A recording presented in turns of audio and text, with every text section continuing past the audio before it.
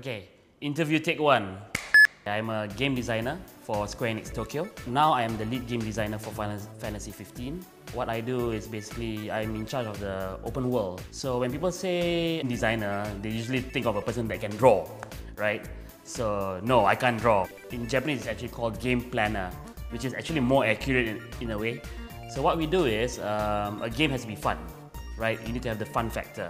So we are actually the architects of that fun factor. We are the ones that do the blueprints. My dad bought me a computer at 5 and I was a gamer since then. You know, I like to play games with my friends and all that. I used to go to cyber cafe a lot, play Counter-Strike until the sun rose. When I play games, I always criticize them, you know, say that, oh, this is not good, that's not good, you know.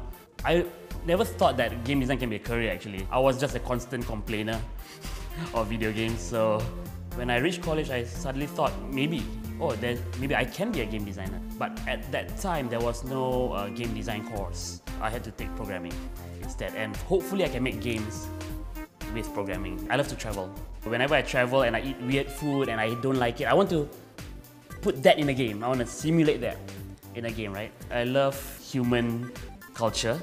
What I love to do is to observe people and their little behavior. I always look at these kind of things and try to figure out how to simulate that and make it more fantastical. I study real cultures and create fake ones. Usually what happens is we'll get a brief.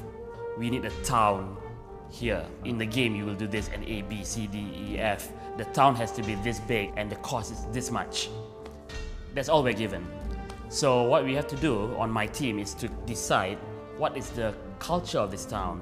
What do the people do in this town? And what's the weather like? Is it hot? Is it cold? What contributes to the economy for this town? For example, the concept of Final Fantasy 15 is actually fantasy based on reality. When we talk about reality here, we want to talk about no matter how far you go to the deep ends of the town, you can actually feel that they're all united in design. I looked at Back to the Future 2. That's one of my favorite movies of all time. Near the start of the movie, you actually see Marty McFly walking through this alley. It's his first time into the future. And then when the scene opens up, you can actually see flying cars, people wearing weird fashion, there's hoverboards and all that stuff. But people are walking normally, right? Why they're walking normally is because they have seen that culture throughout all the years, right? Obviously, so they won't be surprised, but you will be surprised, right?